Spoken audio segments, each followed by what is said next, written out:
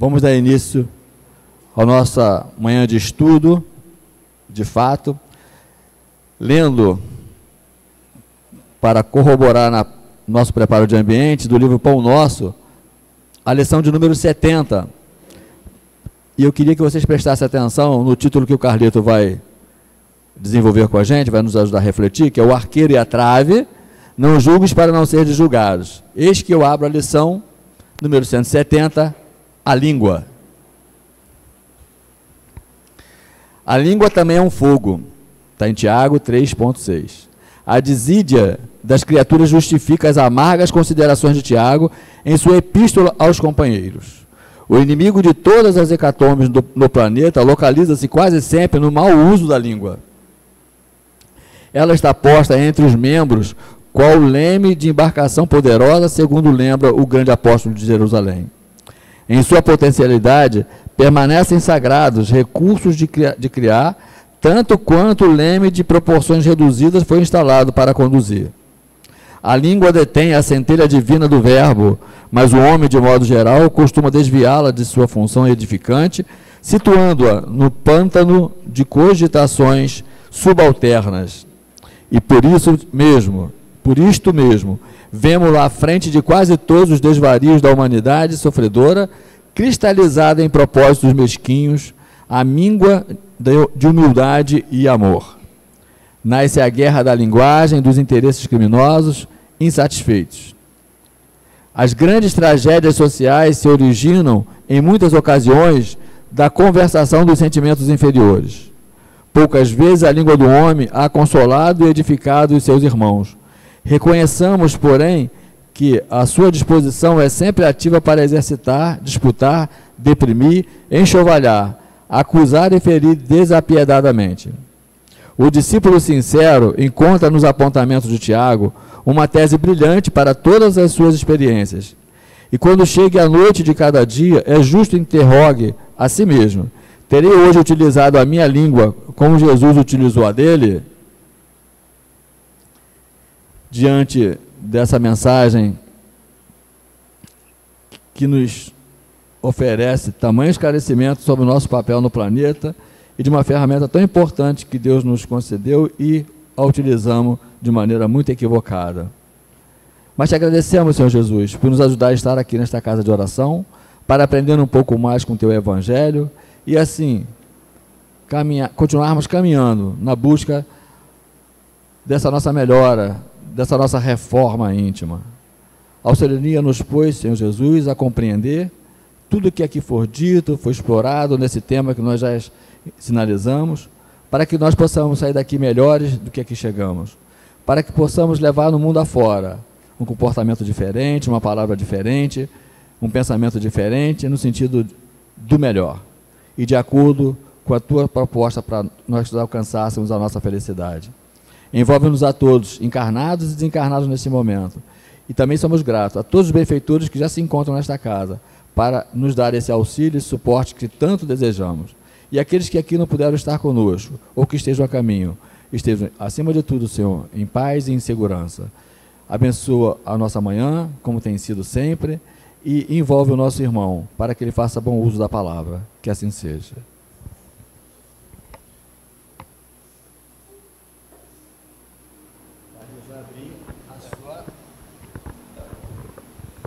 Bem, repetindo o que eu já havia falado quando aqui cheguei, bom dia para todos, encarnados e desencarnados. O mais bonito não é a entonação do bom dia, é o sorriso que vem junto, né? E a gente fica feliz porque é recebido nessa casa com todo carinho, com todo amor.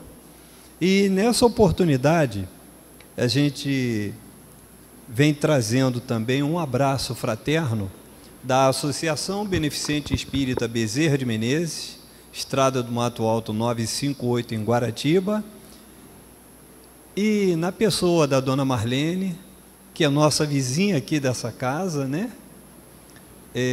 A diretoria e todo o corpo de trabalhadores, avisando que amanhã tem segunda-feira de luz, Cristo Jesus em nós.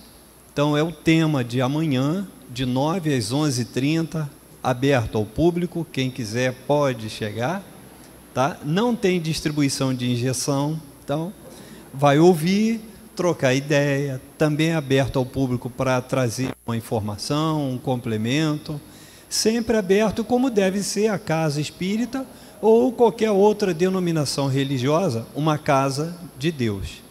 E é nesse sentido que a gente tem um tema aqui espinhoso: o argueiro e a trave. Não julgueis para não serdes julgados. Para nós, na doutrina espírita, está registrado no Evangelho segundo o Espiritismo por Allan Kardec, capítulo 10, itens 9 a 13. Mas a gente precisa ler o capítulo todo para poder ter um entendimento mais completo sobre aquilo tudo que Kardec veio alertar para nós, de novo, dentro daquilo que Jesus já trouxera para nós e dentro daquilo que Moisés já trouxera lá em Êxodo, capítulo 20, versículos 2 a 17, quando trouxe os 10 mandamentos. Agora, nós vamos fazer uma viagem no tempo. Nós vamos voltar lá na Palestina, não precisa fechar os olhos. Nós vamos voltar lá na Palestina, ao tempo de Jesus. E foi assim. Tem uma passagem no Evangelho de Mateus que eu tenho como referência Mateus. Todos falam, mas eu tenho preferência por Mateus, que ele estava junto lá. Jesus, depois daqueles 40 dias, jejuando ou se alimentando de alguma outra forma que só compete a Jesus, 40 dias no deserto sendo tentado pelo diabo ou Satanás. Terminados os 40 dias, se dirigiu a Jerusalém. Chegando à cidade, e Jerusalém era Nova York da época de Jesus. Tudo acontecia lá, lá era o fervo. Várias nacionalidades, vários caminhos cruzando por Jerusalém, vários destinos de pessoas que circulavam em Jerusalém. Enfim, era a Nova York daquela época. E numa dessas passagens, depois desses 40 dias, Jesus se dirigiu até o templo. E nas escadarias, ele foi não hostilizado, mas discriminado e desprezado por alguns sacerdotes que lá estavam. Mas um deles, chamado Hanã, se dirigiu até Jesus. E aí já ouviram falar de Jesus, porque só a partir dos 30 anos é que se poderia se auto-intitular profeta. E Jesus esperou. Ele disse que não veio contrariar a lei, ele veio para cumpri-la. Nesse sentido, no diálogo que se seguiu, Hanã teria feito 2 perguntas a Jesus. Se Jesus já teria ido à Grécia, ou Atenas, que era então a capital da cultura do mundo, ou se Jesus já teria ido a Roma, que era a capital do poder do mundo àquela época. Jesus, então, naquele diálogo que se seguiu, saiu muito triste, foi caminhar à beira do lago de Cafarnaum, Mar da Galileia, Lago de Genezaré, ou, naquele arroubo de vaidade, o segundo imperador romano, Tibério, mandou renomear aquele Mar da Galileia como Lago Tiberíades, em homenagem a Tibério. Vinha Jesus caminhando e encontrou Simão e André, filho de Jonas, pescadores. Conversou com eles e perguntou se queriam ser pescadores de homens. Eles vieram. Está lá no Evangelho de Mateus, capítulo 4, versículo 17, se eu não me engano. Caminhando um pouco mais, encontrou Tiago e João Evangelista, filho de Zebedeu e Salomé, também pescadores. Fez o convite e eles aceitaram. A partir daí, Jesus começou a andar e aí fez o Sermão da Montanha. Numa tarde maravilhosa, Está registrado lá no Evangelho de Mateus, esse amigo, esse camarada, nos capítulos 5, 6 e 7. No capítulo 5, Jesus, em meio a esse verdadeiro poema de amor e paz, declamou o Sermão da Montanha.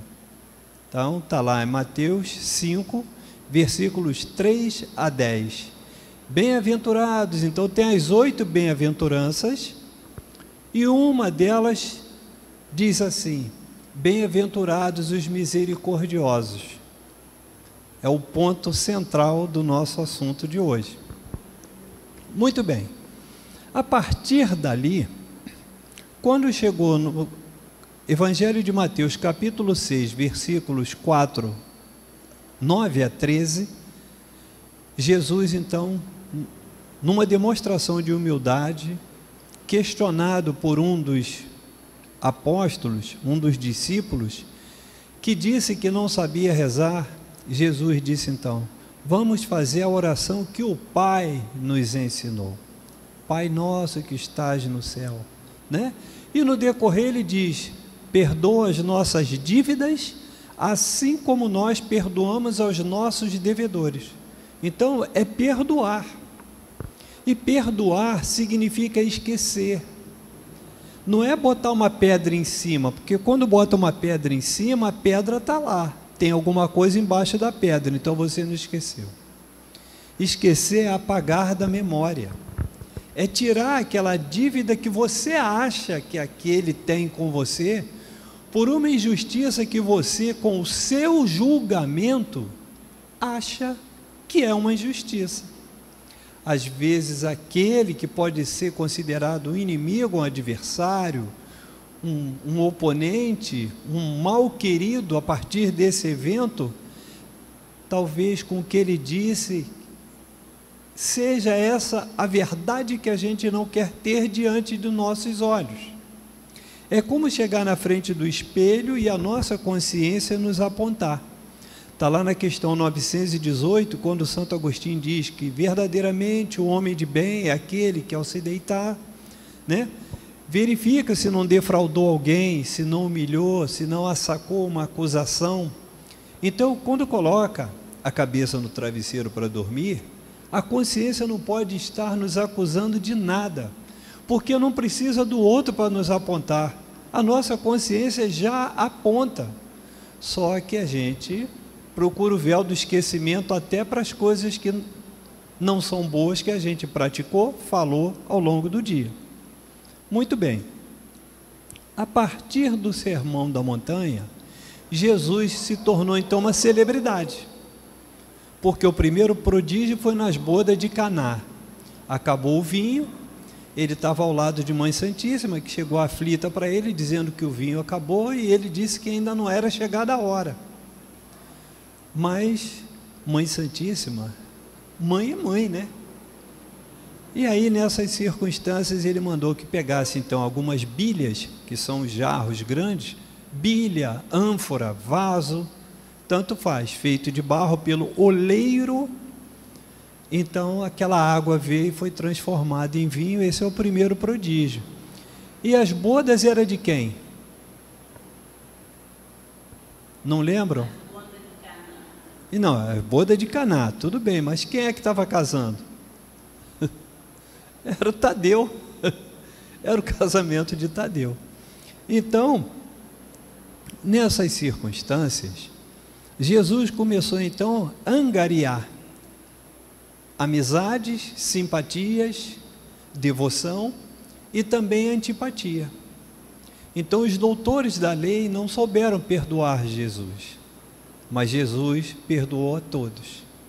Então, nessas circunstâncias, depois do Sermão da Montanha, ele, aliás, no capítulo 8, 9 do Evangelho de Mateus, ele vinha descendo do monte e encontrou Levi, que era um publicano como Zaqueu, e apenas disse: segue-me. E Levi o seguiu e mudou para Mateus esse nome. Daí em diante a gente só vai ter notícia dos apóstolos quando eles já estão reunidos no capítulo 10 do Evangelho de Mateus também, quando Jesus diz assim: e Jesus, reunindo os 12 apóstolos, os investiu do poder de curar, de salvar da morte, de fazer prodígios, né? De levar a palavra. Já há um pulo, vamos dizer assim, do capítulo 4, quando chamou os 4 primeiros, depois no capítulo 9 chamou Levi, e já no capítulo 10, ele então já está com os 12 diante deles, mas que estavam juntos naquele contexto, daquela região, naquela época. Mas um detalhe interessante: esses espíritos reencarnados na Palestina há 2000 anos, não eram espíritos quaisquer. Jesus já os conhecia de há muito tempo. Nada é por acaso. Por que será, que nós, aqui encarnados nesse momento, não somos um dos apóstolos de Jesus? E aí no Evangelho de Lucas, também capítulo 10, quando Jesus convocou mais 70 discípulos, os investiu de quase todas as prerrogativas dos 12 apóstolos originais e mandou que saíssem em dupla para propagar a palavra. Até algum milagre, cura, algum prodígio estavam lá habilitados, não com a mesma pujança dos apóstolos, mas estavam nessas circunstâncias. O que a gente quer dizer com isso? Que Jesus passou durante 3 anos desse evangelho até ser crucificado, levando exatamente o exemplo do que é o perdão, né? Quando ofendido, atingido numa face, oferece a outra, é não reagir, né? Perdoar não apenas 7 vezes, mas 70 vezes 7, só aí são 490. Se eu levar em conta que eu tenho que pensar em perdoar 490 vezes, cada uma das ofensas que eu acredito que seja ofensa ao longo do dia, eu não vou fazer outra coisa a não ser ficar sentado num canto contando. Tem que ter, agora tem a facilidade da calculadora. Imagina naquela época eu contar 490 vezes para perdoar uma ofensa. Então, o que está no Evangelho guarda similitude, ou é correspondente, ou é o desenvolvimento da sociedade daquela época. Se voltar um pouquinho mais no tempo, os 10 mandamentos mesmo, e a Torá, que é o Pentateuco de Moisés, Gênesis, Êxodos, Levítico, Números e Deuteronômio, também foram feitos para a época. Se voltar um pouquinho mais no Código de Hammurabi, também era o rei na Babilônia, e não era dado a ninguém o direito de desconhecer a lei. Ela foi copiada e distribuída ao longo de todo o reino, e também era punido. Se voltarmos um pouquinho mais, tem a lei de talião, olho por olho, dente por dente. Então, você atingir alguém aqui agora, você era atingido agora. Então, nessas circunstâncias, quando Jesus chegou, ele veio mostrar que alguma coisa estava mudando. Veja, já viéramos de capela, caindo na terra. A gente ainda vai querer ir para lugar pior do que aqui?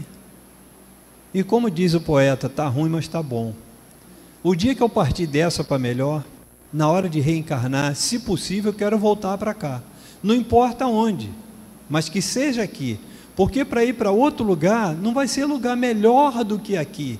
Eu ainda não atingi esse estágio, eu tenho consciência disso. E uma das armas mais poderosas para que a gente continue caminhando em círculos, chama-se língua. Foi lido aqui. Então, quando a gente abre a boca e começa a movimentar a língua para vociferar, julgar, condenar, criticar quem quer que seja, já passou antes pelo pensamento, já passou antes pelo sentimento, porque se eu não tivesse esse sentimento, eu não conseguiria julgar, criticar, condenar. E há aqueles, inclusive, que vão mais além, quando têm a capacidade para isso, vão lá e aplicam a pena. Então, existe o linchamento físico, como era o apedrejamento ou a lapidação no tempo de Jesus, E existe o linchamento moral. Quando a gente assaca uma acusação, está lá no Código Penal, se eu não me engano, são os artigos 138, 139 e 140 do Código Penal brasileiro. Calúnia, injúria e difamação. É punido, inclusive, com pena de prisão, detenção, trabalho social, trabalho comunitário, alguma coisa nesse sentido, pagamento de multa, né? Então, tem a sua gravidade na lei dos homens.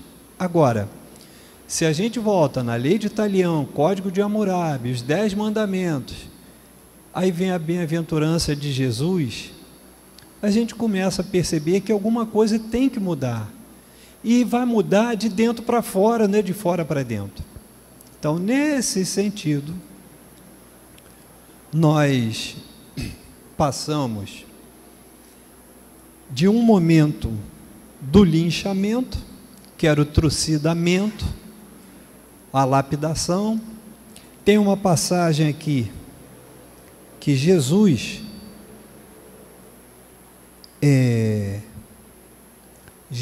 estava passando e de repente irrompe próximo a ele uma confusão, um grupo, um alarido, e era um grupo capitaneado pelos fariseus que teria flagrado uma mulher adúltera. Observem que até aí vai a discriminação. Ninguém fala do adúltero, só fala da adúltera, para ver o papel subalterno que a mulher era obrigada a desempenhar, embora não fosse, muito antes daquela época. Hoje tem a lei dos homens que procura mudar alguma coisa. Nessa confusão do carnaval, do assédio, é o que está chamando mais atenção. Não é não. Fantasia não é convite, tem um monte de frases feitas, mas o desrespeito continua. Fora de casa, dentro de casa, porque o homem que faz isso é o mesmo. E a mulher, que deveria ser a razão, o objeto de adoração, usei o termo objeto aqui, não como um objeto na acepção da palavra, mas ser o alvo dessa adoração, do reconhecimento, do agradecimento, da gratidão, é essa mulher que é ofendida e vilipendiada até hoje. Então, quando eu falo isso, eu não estou me excluindo disso. No meu papel de homem, quantas injustiças às vezes eu cometo com a minha própria mulher dentro de casa, quando eu não compreendo, e às vezes eu não, na desculpa da falta do tempo, eu não dou o tempo necessário para ouvir a explanação. Começa a falar, não, peraí, não é assim não. Isso é falta de respeito. Então, nesse momento, a gente vai voltar aqui para o quadro.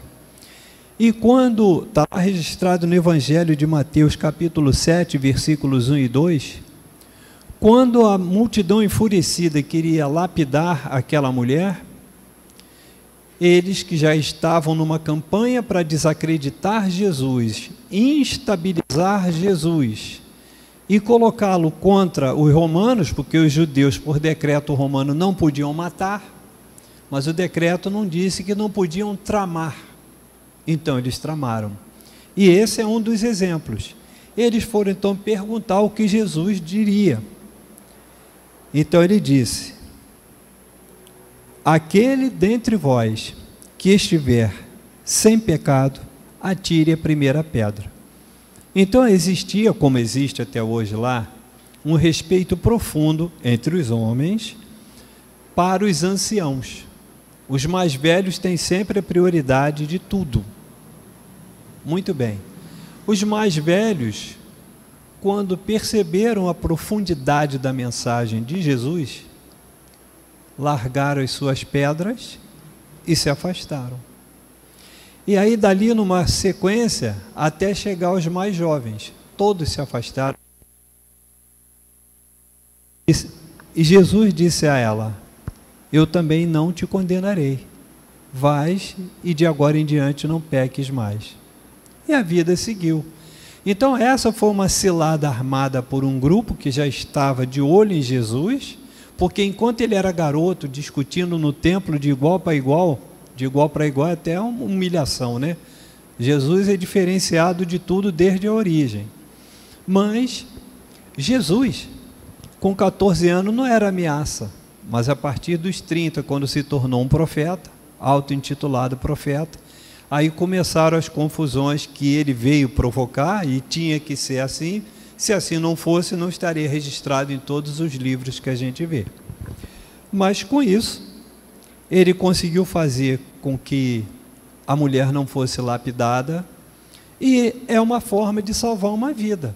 O que não aconteceu com Estevão, né, que era cunhado de Paulo, irmão de Abigail, prometido em casamento para Paulo, que ainda era Saulo, né? E aí, nessas circunstâncias, Estevão foi lapidado. Talvez tenha sido o primeiro mártir cristão que a gente tem notícia. Quem já leu o livro Paulo e Estevão, pode ler de novo, que vai chorar de novo. É assim que funciona.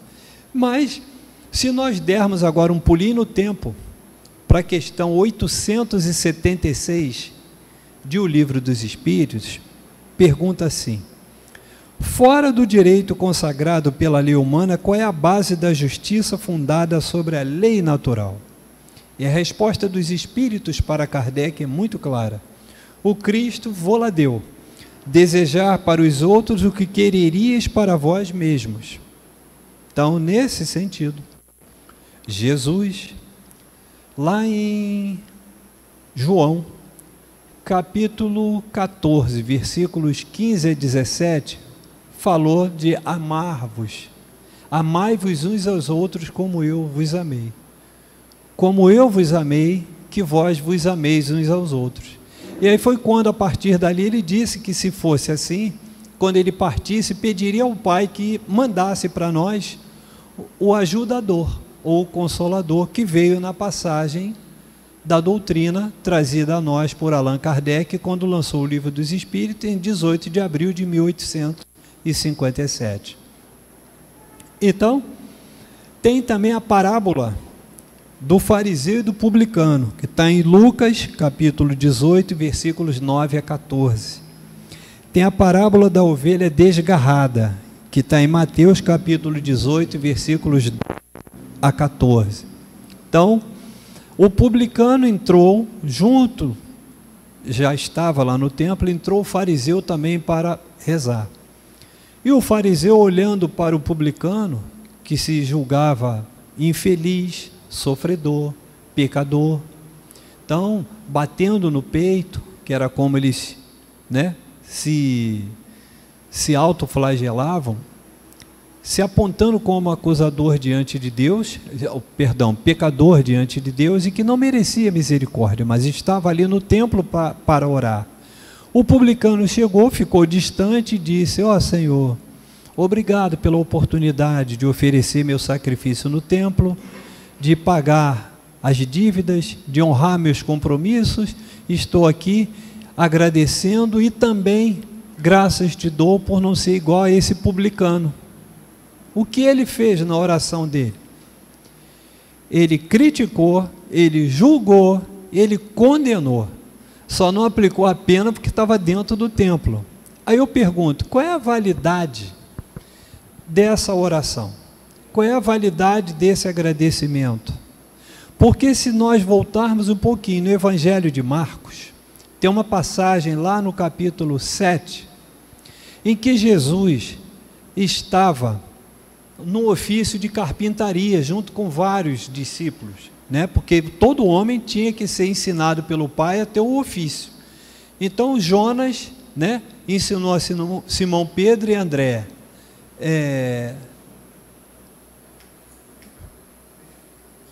Agora faltou o nome. Zebedeu ensinou o ofício a Tiago e João Evangelista. E José, o carpinteiro sublime de Nazaré, ensinou a arte da carpintaria ao menino Jesus. Jesus, já adulto, estava praticando a profissão, e chegou a hora do almoço. E todos pararam então, uns sentados, outros de pé, e foram lá cortar aquele pão ázimo, que é o pão sem fermento. Foram comer o pão, comer peixe, lá tomar um pouco do vinho e tal. Nisso ia passando um grupo também de fariseus, escribas e outros que andavam sempre juntos com eles. Aquela turma de bajuladores, né? Eram os poderosos. E se escandalizaram. Está registrado no Evangelho de Marcos, capítulo 7. Em dado momento, Jesus, a partir do versículo 14 ao 23, se eu não me engano, ele disse o quê? O mal não é o que entra na boca do homem. Por quê? Se fizer mal, vai ser excretado de alguma forma, o organismo vai reagir, a gente vai passar mal. Quando sair aquilo tudo que fez mal, de um jeito ou de outro, a gente vai melhorar. Porque o verdadeiro mal é o que sai da boca do homem. Olha a língua aqui que o Daniel acabou de ler. É o que sai da boca do homem. Principalmente quando a gente verbaliza aquilo que pensa. Porque enquanto eu estou pensando, em tese, eu sou o senhor dos meus pensamentos. Não se esqueça da questão 459 do Livro dos Espíritos, que diz que os espíritos desencarnados muito influenciam a nossa vida diária, muito mais do que podemos imaginar. Foi o que eles responderam a Kardec. Então, quando eu penso, a minha atitude com relação ao outro, seja quem for, vai mudar pela avaliação que eu fizer, pelo critério que eu fizer, pelo meu julgamento. Aí vem uma pergunta assim: quem sou eu para julgar? Se em todas as oportunidades que a gente pensa e às vezes fala ou age em retaliação, ou na, entre aspas, aplicação da pena, às vezes até um ente querido, dentro da própria casa, se eu parasse para perguntar, quem sou eu para julgar? Eu não julgaria ninguém. Só que a gente não tem coragem de fazer essa pergunta para nós. E voltando à questão 918, de Santo Agostinho, no Livro dos Espíritos, verdadeiramente homem de bem eu ainda não sou. E aí a gente está nesse calvário aqui, de provas e expiações. Por quê?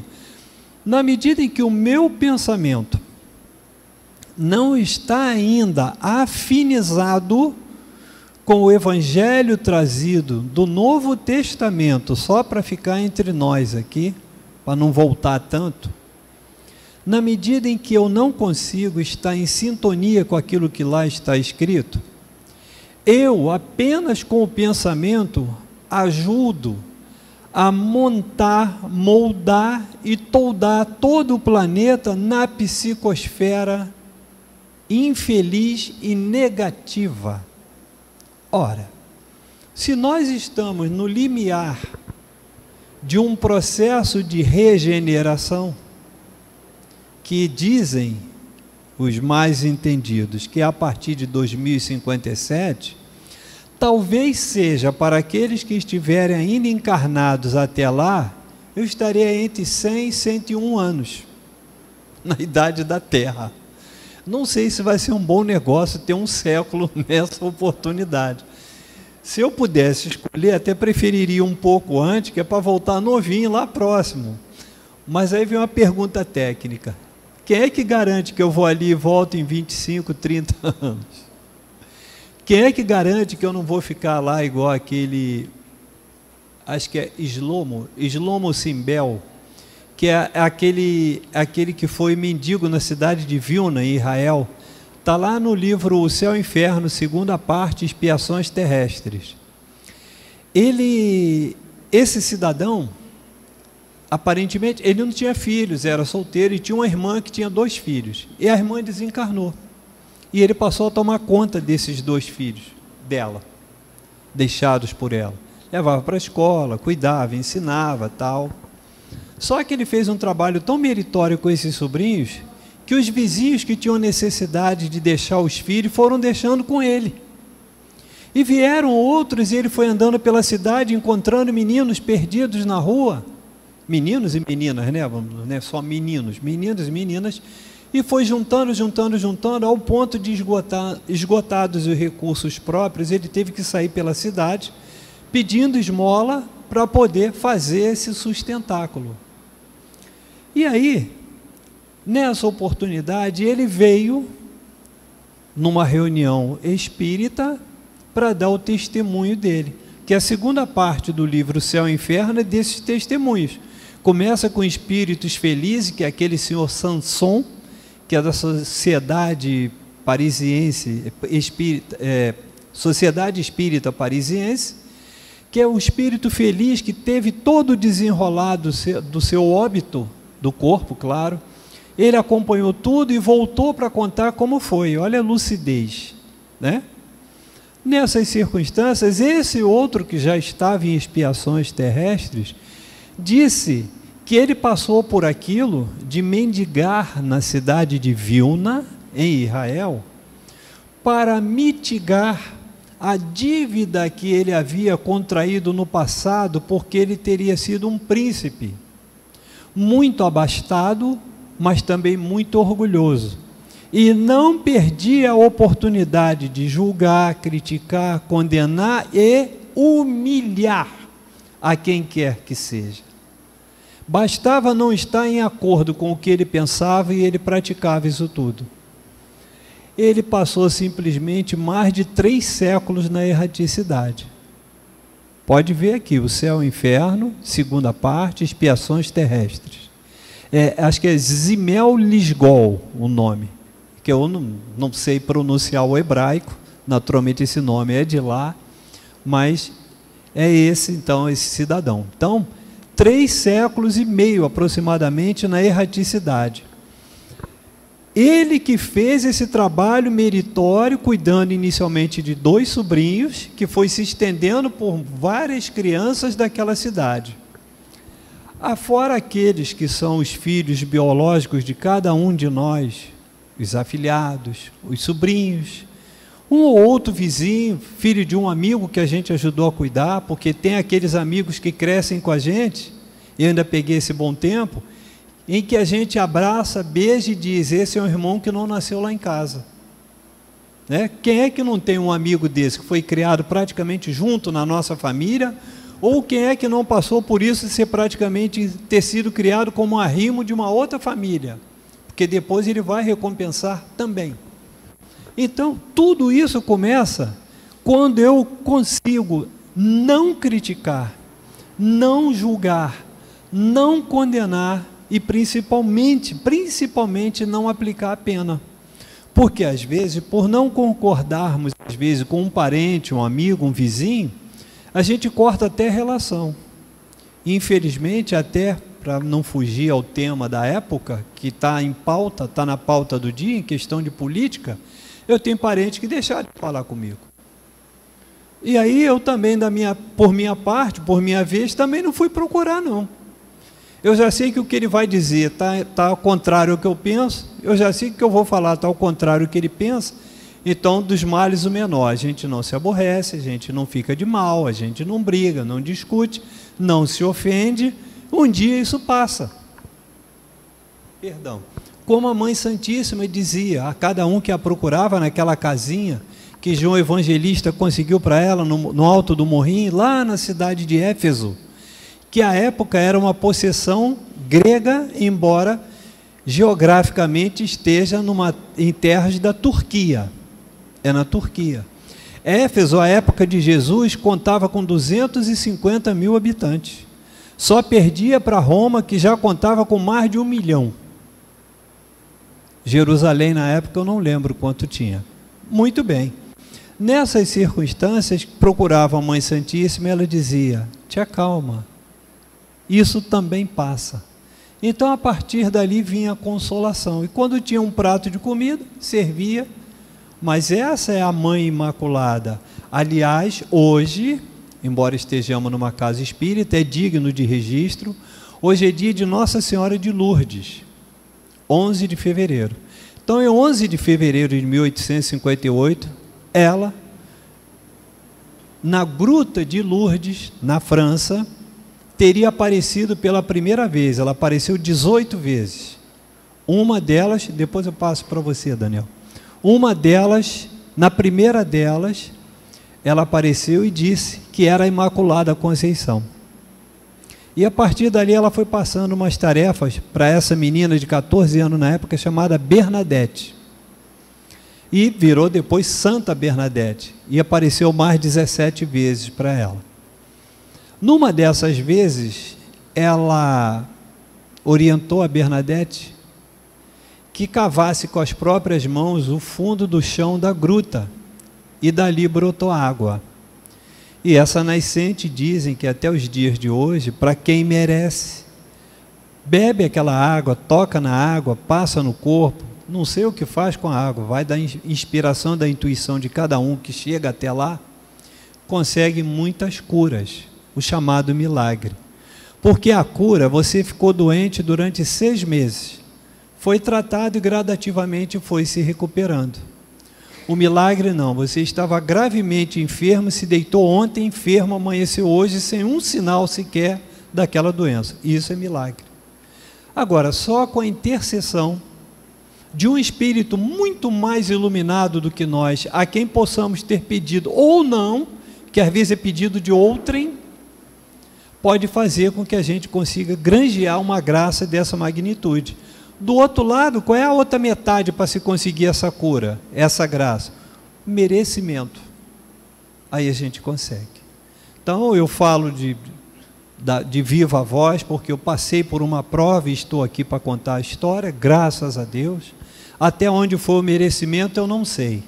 Eu só tenho que agradecer todos os dias, eu tenho que ter gratidão por todos que me cercaram com carinho, com proteção, com cuidado, e principalmente os que intercederam orando. Porque se está fácil, ore para agradecer. Se está difícil, ore para pedir. E a graça se realiza na medida e na proporção do meu merecimento. Porque Deus não vai mudar. Onipresente, onipotente, onisciente. As suas leis são eternas, perfeitas e imutáveis. Sou eu quem tenho que evoluir, como diz o hino ao doutor Bezerra de Menezes. Peçamos a Ele para nos redimir perante o Evangelho todo luz. Então somos nós que temos que mudar o pensamento, o sentimento, a palavra, a conduta, a atitude, para que eu possa efetivamente seguir o que está no Pai Nosso. Perdoa as nossas dívidas, assim como nós perdoamos a quem nos tenha ofendido. Aí vem uma pergunta assim muito íntima para nós. A gente perdoa como pede para ser perdoado? Boa pergunta essa, né? Se a gente fosse Santo Agostinho, né, estava tudo bem, mas a gente não é. Se a gente fosse São Luís, a gente também não é. Tanto é verdade que 4 santos, cujos títulos são dados pela Igreja Católica, estão lá nos prolegômenos do Livro dos Espíritos. Na minha edição aqui antiga, na página 49. São 10 espíritos de escola que estão lá. Então, entre eles, 4 santos. São Luís, São João Evangelista, Santo Agostinho e São Vicente de Paulo. Quem deu o título foi a Igreja. Mas o Espírito recebeu essa graça de quem? Do mesmo Deus que é nosso Pai. Receberam intuição, inspiração, orientação do mesmo Jesus que é nosso irmão e mestre. Então, nesse sentido, que nós consigamos perdoar, principalmente dentro da família, porque como está lá na nossa Constituição, Constituição da República Federativa do Brasil, promulgada no Congresso Nacional no dia 5 de outubro de 1988, artigo 226, a família, base da sociedade, terá especial proteção do Estado. Então, o Estado é a nação, e a proteção é o Bolsa Família, é o SUS, é o Bolsa Gás, tudo para quê? Para fazer, independentemente de política, o objetivo é fazer com que essas famílias não se desagreguem. Porque a Sacra Família, que é um modelo para todo mundo, é constituída de José, Maria e Jesus. E não por acaso, cada Papa tem uma marca registrada. É um protocolo que eles devem seguir. Não conheço nada da Santa Sé, mas a gente não pode ficar alheio, né? Então, em 19 de março de 2016, dia de São José operário, que as pessoas confundem com José do Egito. José do Egito pode ser até o mesmo espírito, mas tem 1.200 anos de diferença entre um e o outro. José do Egito é um dos 13 filhos de Jacó, que lá na Gênesis, capítulo 35, versículo 10, o Senhor disse: a partir de agora deixarás de ser Jacó, tu te chamarás Israel. Foi ali que houve a mudança de Jacó para Israel. E tem então as 12 tribos, que são capitaneadas pelos 12 filhos, homens de Jacó. Tá? Então, nessas circunstâncias, o Papa fez uma exortação apostólica, e o nome é Amoris Laetitia. O que é isso? A alegria do amor. Então são 12 a 15 páginas que a gente extrai, lá eu tenho registrado, já copiei, colei, já está salvo lá no meu computador, e ele fala muito da família, e fala do perdão. E é esse perdão que precisa estar no nosso pensamento e no nosso sentimento. No nosso cérebro, na nossa memória, na nossa consciência e no nosso coração, que representa o sentimento. Então, quando nós conseguimos fazer isso, nós evitamos de julgar aquele que estamos vendo só o exterior. Às vezes, só a consequência daquele ato, mas não estamos vendo a causa. Só estamos vendo por fora, não temos a capacidade, a não ser alguns médiuns, né? Quando manifestados com os espíritos amigos, de ver através dos olhos, de ver através do corpo. E aí tem um ditado: quem vê cara, não vê coração, né? Todo mundo sabe. Então, nessas circunstâncias, quando eu me recuso a perdoar, eu me sinto indigno de orar o Pai Nosso. Então, se nós fôssemos parar para pensar assim: Senhor, hoje, pela manhã, agradecendo por mais um dia, ou à noite, agradecendo por mais um dia, eu teria sido digno de entoar, que isso é um poema de amor, o Pai Nosso? É uma pergunta, é um questionamento que fica, que a gente não tem condições de responder tudo, mas eu sempre faço essas perguntas. E nem todos os dias eu me sinto tão bem, tão à vontade para rezar o Pai Nosso. Então sai quase que maquinalmente. A gente vai na Ave Maria, Santa Maria, Pai Nosso. Agora, se é uma questão da igreja cristã, o que isso faz na casa espírita? Porque religião é o nome que dão. Denominação religiosa é o nome que dão. Denominação de instituição é um nome que dão, como camisa de futebol. Mas a lei de Deus é única. Deus é um. Mãe Santíssima, São José, Jesus, eles são únicos naquilo que se propuseram a fazer por toda a humanidade. Então, para nós é muito mais fácil, porque eles vieram abrir caminho, abrir trincheira, abrir a trilha na clareira e iluminar essa trilha para que nós possamos passar em segurança. Tem a parábola da porta estreita, comparada com a porta larga. Quantos de vocês, vindo agora para cá, encontraram pelas ruas aqueles fantasiados que optaram pela porta larga? Aqueles que viajaram, foram descansar, tal, mas não estão aqui na casa espírita, não estão na igreja católica, igreja evangélica, umbanda, quimbanda, candomblé, seja qualquer denominação. Todos, no seu grau de desenvolvimento espiritual, estão com a cabeça voltada para Deus. Uns estudando, como nós estamos nessa manhã, encarnados e desencarnados, valendo registrar que numa casa de Deus não tem cadeira vazia, não tem olhos de ver, nem ouvidos de ouvir, mas tenho certeza que cada cadeira onde não tem um espírito encarnado, tem 2 ou 3 desencarnados. Fora as macas, as cadeiras de roda, as muletas, aqueles que estão atrás das grades, mas que a frequência do microfone, como orientado pela nossa presidente Marlene, o microfone tem a capacidade de levar essa frequência da nossa voz natural a lugares inalcançáveis para nós naturalmente. Então o microfone consegue estabelecer uma frequência que leva além da parede, além da rua, além da floresta, vai alcançar aqueles que precisam ouvir. E o que nós precisamos fazer sempre?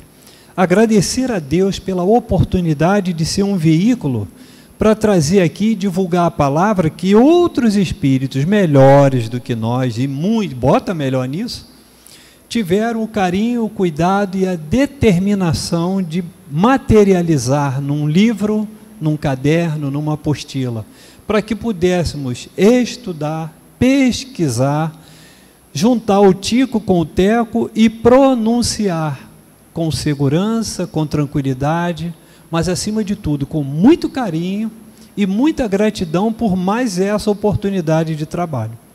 Então agora de manhã eu estava abrindo o celular, tem mais um convite ali logo para março, acho que é 4 ou 5 de março, tem outra casa. Até o final do mês tem mais, né, dona Silvia? Tem, não tem? Então, a gente está lá. Então, o objetivo é esse, que a gente tenha a capacidade de estar à altura, medianamente falando, porque a gente não é perfeito em nada, para tentar levar essa palavra como um preito de gratidão a essa oportunidade, mas sem a crítica, sem o julgamento e sem a condenação. Mais distante ainda possamos estar da aplicação da pena, e sem esquecer que quando a gente muda a atitude com relação àquele que em tese contrariou o nosso interesse ou a nossa vontade, não significa que ele esteja errado e que eu esteja certo, porque para Deus todos somos irmãos, para Jesus todos somos irmãos, para a Mãe Santíssima e o José, o sublime operário de Nazaré, todos somos filhos. Então, se a Sacra Família é um modelo de luz e paz, de candura, de brandura, de fraternidade, solidariedade e caridade, que possamos fazer das nossas famílias não um modelo para a vizinhança, mas alguma coisa muito próxima da luz emanada dessa família maravilhosa e divina. Sem a crítica, sem o julgamento, sem a condenação e muito longe da aplicação da pena. Que sejamos esse cadinho de amor ao próximo, seguindo o que Jesus disse, que vós vos ameis uns aos outros como eu vos amei. E a gente vai conseguir passar dessa fase para outra. E nas palavras de hoje, eu tenho menos de 1 minuto, né? Meu obsessor é aquele lá na parede. Eu olho para ele assim, ele está... Esse tempo não é mole. Chama-se rei, é um rei, é rei Lógio. Ele está lá olhando para mim e passando, e contando. Mas nós temos que exercitar um pouco mais da empatia, que é se colocar no lugar do outro. Nós temos que exercitar um pouco mais a alteridade, que vai além da empatia. É saber se colocar no lugar do outro, entender aquilo que o outro pensa, vivencia, aquilo que o outro suporta, voltar ao nosso lugar e desenvolver a arte de bem conviver com as diferenças. Isso é alteridade. Então, que a gente possa ter no pensamento e no coração essa mensagem de hoje, não julgar, porque com a mesma medida em que julgamos, seremos julgados também. E lá ao final, quando nos apresentamos para o juízo final, tem uma frase assim: que trazeis? E aí eu terei sempre, como o burrinho levando o balaio para a feira, eu terei 2 bolsas, uma com o bem e outra com o mal, que eu pratiquei, pensei, falei, tudo isso, a partir do pensamento e do sentimento. Se eu tiver mais de 50% das minhas ações voltadas para o bem, eu acredito que a minha empresa não vai falir diante do juízo final. Né? Que a gente consiga, então, levar adiante mais esse período de carnaval. Hoje é o primeiro dia oficialmente.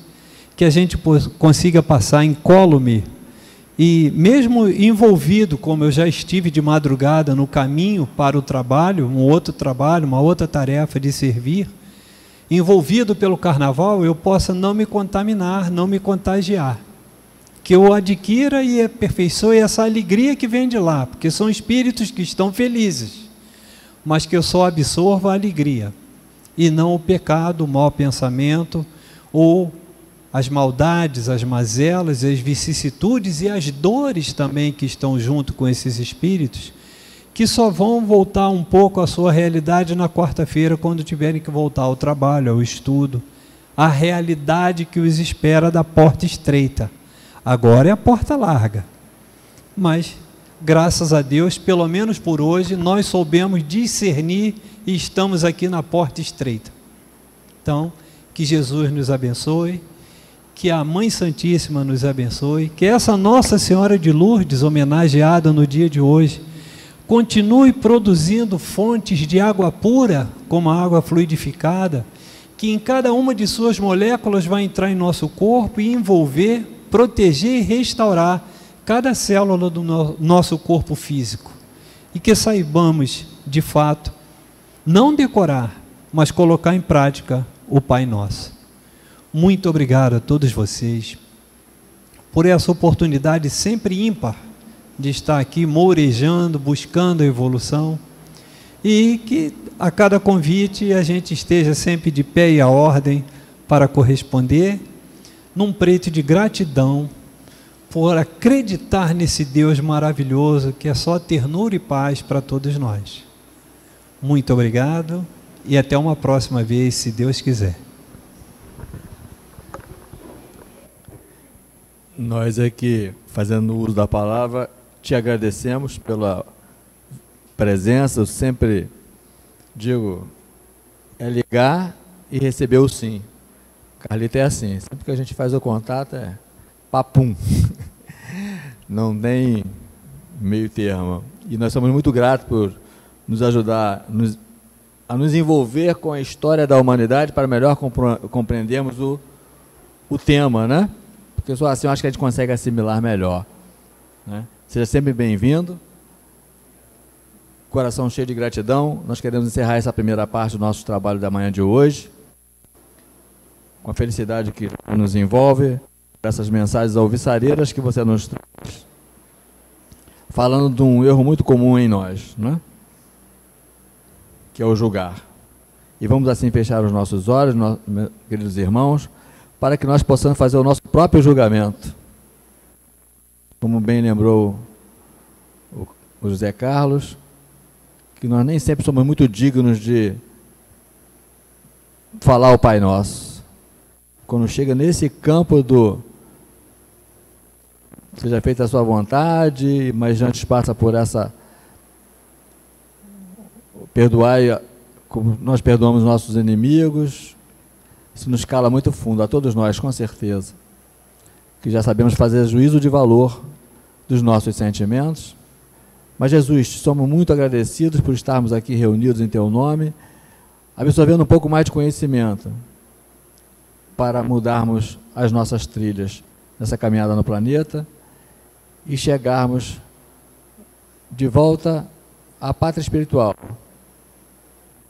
as mãos não tão vazias quanto às vezes nós somos. Chegar com o coração mais aberto, mais feliz, porque produzimos algo de bom e de melhor aqui na nossa caminhada.